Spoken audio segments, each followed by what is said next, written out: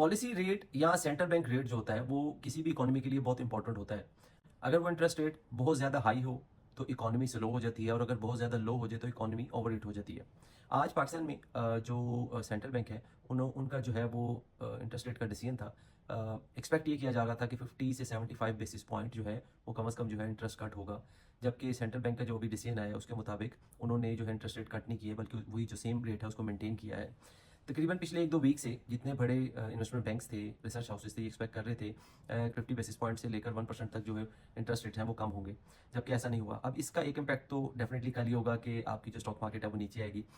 Expected ही है, क्योंकि अगर कोई चीज़ इन्वेस्टर्स बहुत ज़्यादा एक्सपेक्ट कर रहे हैं और वैसा ना हो तो एक साइकोलॉजिकली जो इन्वेस्टर्स हैं वो जो है वो सेलिंग स्टार्ट कर देते हैं। दूसरा, इस इंटरेस्ट रेट का ओवरऑल इम्पैक्ट क्या होता है? देखिए, इंटरेस्ट रेट्स जो हैं उसका सबसे बड़ा जो इम्पैक्ट है वो डेफिनेटली बिजनेसेस को होता है। अगर इंटरेस्ट रेट्स बहुत ज़्यादा रहें तो बिजनेस के लिए काम करना मुश्किल हो जाता है। जो लोन उन्होंने लिए होते हैं वो उसके ऊपर वो हैवी बोरिंग कॉस्ट पे कर रहे होते हैं और उसकी वजह से बहुत सी कंपनीज जो हैं वो लॉसेस में चल भी जाती हैं। आज से तकरीबन 1.5-2 साल पहले यही इंटरेस्ट रेट्स 22% थे।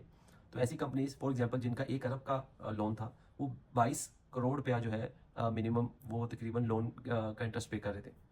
आज वही इंटरेस्ट रेट जो है वो तकरीबन 10.5% है। इट मीन्स कि अगर 1 अरब का ही लोन हो तो आज उनको तकरीबन 10 करोड़ का जो है वो जो है लोन पे करना पड़ेगा। इसी तरह ही इंटरेस्ट रेट कम होने से जो आपकी मॉर्गेज है, जो घर जो के ऊपर जो आपको लोन मिलता है वो सस्ता हो जाता है। इसी तरह जो गाड़ियाँ फाइनेंस होती हैं वो आपको सस्ते में मिल जाती हैं और इस तरह की और जितनी भी कंज्यूमर फाइनेंस है वो सस्ती हो जाती है।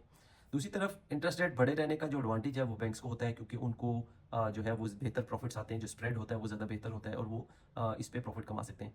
अब हम ये सोचते हैं कि इसकी क्या वजह होती है, इंटरेस्ट रेट इतने ज़्यादा कम और बढ़ाए क्यों जाते हैं? देखिए, सेंट्रल बैंक का मेन काम होता है इन्फ्लेशन को मेंटेन करना।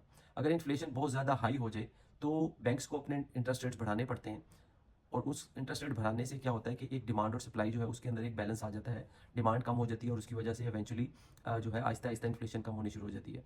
इसी तरह अगर इंटरेस्ट रेट बहुत ज़्यादा कम हो जाए तो बहुत ज़्यादा डिमांड बढ़ जाती है और with the passage of time prices बहुत ज़्यादा मूव करना शुरू हो जाती है, क्योंकि डिमांड बहुत ज़्यादा बढ़ जाती है। तो उसकी वजह से फिर इकोनॉमी बाज़ दफ़ा ओवर हीट भी हो जाती है। तो इसलिए सेंट्रल बैंक का यही काम होता है कि वो इंटरेस्ट रेट्स को इस लेवल पर रखे कि बिजनेसेस भी ग्रो करें और इन्फ्लेशन भी बहुत ज़्यादा ना आए। पाकिस्तान के अंदर जो इन्फ्लेशन थी वो तकरीबन आज से तकरीबन 1.5-2 साल पहले तकरीबन 40% तक को टच की थी। बहुत सी और कंट्रीज़ हैं जैसे टर्की है, उसमें जो इन्फ्लेशन थी वो 50% को टच की और अभी भी वो तकरीबन 30 से 32% है। पाकिस्तान में तो अब ये तकरीबन कम होके 6-7% रह गई है। मगर बहुत सारी ऐसी इकोनॉमीज़ हैं जो कि अभी तक इन्फ्लेशन से स्ट्रगल कर रही हैं। तो मेरा मकसद यह था कि आपको ये बताऊँ कि इंटरेस्ट रेट का काम क्या होता है और किसको इसका एडवांटेज डिसएडवांटेज होता है और डिफरेंट इकोनॉमीज़ किस तरह से इसके अंदर स्ट्रगल करती हैं। कोई क्वेश्चन या सजेशन हो तो बताइएगा।